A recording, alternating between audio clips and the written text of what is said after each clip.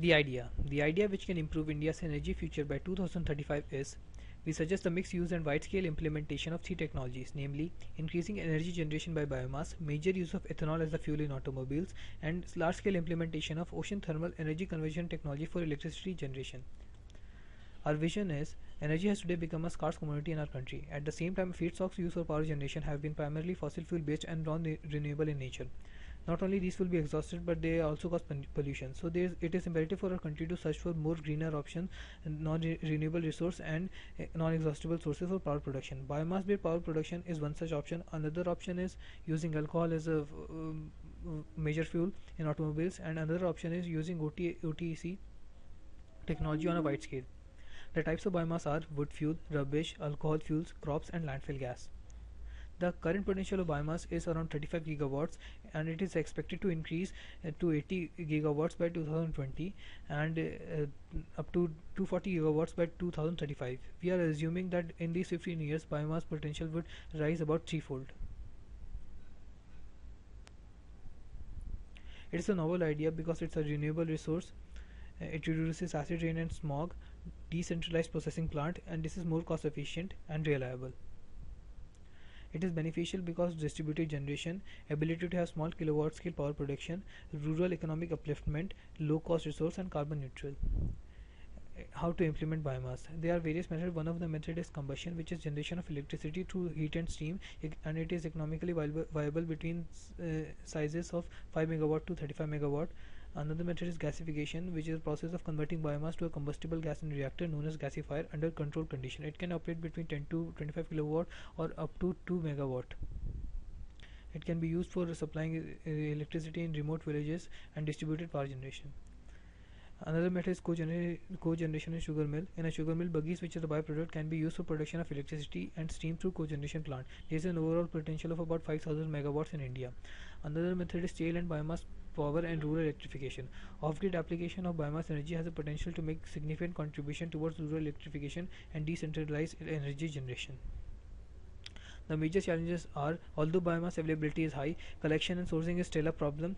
There is a low output of 34% energy gain, cost inefficient to transport more than 50 miles before it is converted to fuel, and there is a high front-end cost.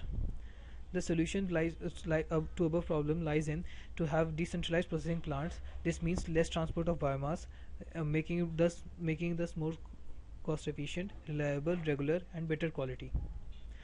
Another method we suggest is using bioethanol as a fuel. Bioethanol can be produced from buggies, which is a byproduct of sugarcane after sugar has been extracted from it. India has already implemented 5% blend, and it can be increased to 100% like Brazil using the techniques they have used. It is a novel idea because it is much less polluting than gasoline. It is a renewable resource. Ethanol is cheaper than gasoline, and engines running on blended ethanol have higher efficiency. We can implement bioethanol as a major fuel by increasing the production of bioethanol by increasing production of sugarcane by using the various wasteland in India which is lying unused. We can install distilleries along with the sugar mills, and we can especially install sugarcane processing plant along with the government. The production can be ramped up to 500 tons from 20 to 200 million tons. The financial strategy we suggest is to have compulsory blending in specific regions of country for creating market of ethanol, inviting foreign capital investment and petroleum company to set up plants in PPP model, and to have an increasing blending by 10%, and set up various R&D centers to increase efficiency of engines to produce sugarcane having more sucrose content, and make agricultural methods that produce more sugarcane from certain amount of land. It will benefit the nation by reducing India's dependence over foreign energy resources and will make country less vulnerable to external price hikes, shocks and supply disruption.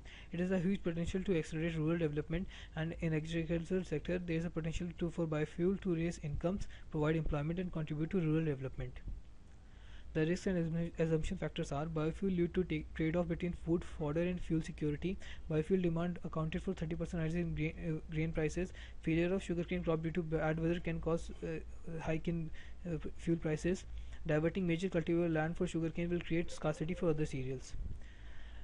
Another method we suggest is ocean thermal energy conversion technology, which uses ocean's natural temperature gradient to drive a turbine and then produce electricity.